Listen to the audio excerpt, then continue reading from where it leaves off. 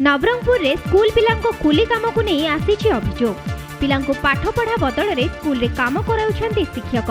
एपरि एक दृश्य देखिबाकू मिलिछि नवरंगपुर जिला डाबुगा ब्लॉक सरकारी पंचायत उच्च इंग्राजी विद्यालय रे। किछि दिन तळे एक ट्रक रे हॉस्टेल पिलांको पई लुहा खट स्कूल को आसीथिला, किंतु शिक्षक पिलामानंको पाठ पढ़ा समय रे पिलामानंको द्वारा उक्त खटटी को खाली कराइथिले। सरकारंको पिलामानंको पई कड़ाकड़ी नीति थिबा समय रे शिक्षकंको एपरि काम एक प्रश्नवाची सृष्टि करिछि। एनै प्रधान शिक्षयित्री को पचरा जिवरु से एही विषय रे किछि मुह खोलिबाकू नाराज। एही घटना को नहीं नवरंगपुर जिला जातीय कांग्रेस सभापति स्कूल कर्तृपक्षों विरोध में कार्यानुष्ठान ग्रहण करने को दाबी करिसेंति। नवरंगपुर मेडिकल परिसर में गणमाध्यम को विरोध करिसेंति मेडिकल कर्तृपक्ष। सूचना अनुसार गणमाध्यम प्रतिनिधि कौनसी एक निर्दिष्ट खबर आने को मेडिकल जाइथिले, मात्र मेडिकल कर्तृपक्ष भीतर को जीवाको बारण करथिले एवं उपरिस्थ अधिकारी आदेश बोली दर्शाई सेमानंकु फेराई देथिले। एही घटना को नहीं सांबादिक माने असंतोष प्रकाश करथिले। उच्च कर्तृपक्षों पाखरे एने अभियोग करा जायछि।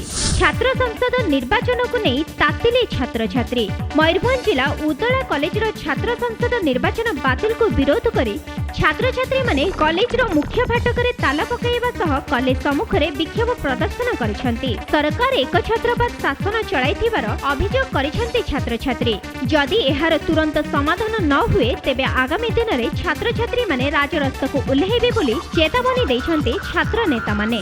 लांच अभियोग रे 2 आरपीएफ कर्मचारी गिरफ। बारिपदा रेलवे स्टेशन सम्मुख रे दीर्घ दिन धरी अनेक दुकान गढ़ी उठिथिला। किछि दिन तळे एही दुकान गुडी को रेल प्रशासन तरफ उच्छेद करा जायथिला। एही दुकान भितरे जैनिक जयंत कुमार महांतींकर एक होटेल रहिथिला। एही होटेल को उच्छेद न करिबा पई आरपीएफ कर्मचारी 50,000 टंका लांच मागिथिले। एथिपई जयंत टंका देबाकू राजी होइथिले। एने से सीबीआई ऑफिस रे अभियोग करिथिले।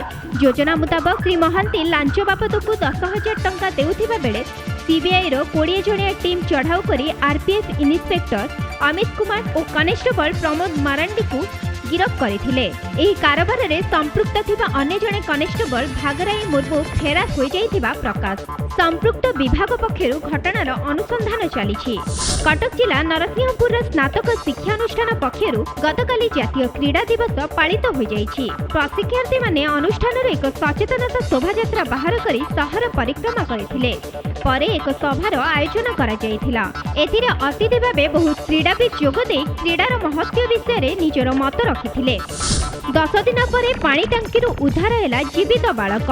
पानी टांकी उद्धार कला अग्निशम विभाग और पुलिस। पानी पी पी 10 दिन काल जीवन बंचाई बालक। एमिति एक घटना घटी राउरकेला अंचल रे। स्टील सिटी राउरकेला रे घटी आश्चर्यजनक घटना। राउरकेलार बंधमुंडा थाना अंतर्गत दुमेता अंचल रे सिनेमा टोली जड़े 14 वर्ष बालक दीर्घ 10 दिन धरी बंधमुंडा पानी टांकी रे फसी रहिथिले। शिशुटी पारा धरिबा उद्देश्य रे उच्च पानी टांकी रे चढ़ीथिबा बेले टांकी भितर को खसी पड़िथिला। 10 दिन काल केवल पानी पी पी निज जीवन को बंचाइथिला। दीर्घ 10 दिन धरि निखोज होइतिबा शिशुर परिवार लोके थाना रे मामला रुजु करथिले। आज खबर पाई घटनास्थल रे पुलिस एवं अग्निशम विभाग पहुंची शिशुटी को उद्धार करथिले। सुकिंदा महाविद्यालय रे युक्त 2 र समस्त छात्र छात्री उद्देश्य रे स्वागत समारोह कार्यक्रम अनुष्ठित हो जाइछि। एही कार्यक्रम रे सुकिंदा महाविद्यालय र अध्यक्ष कृष्णबल्लभ शतपथी, लक्ष्मीकांत दास और अन्य शिक्षकों उपस्थिति रे एही स्वागत कार्यक्रम अनुष्ठित होइथिला।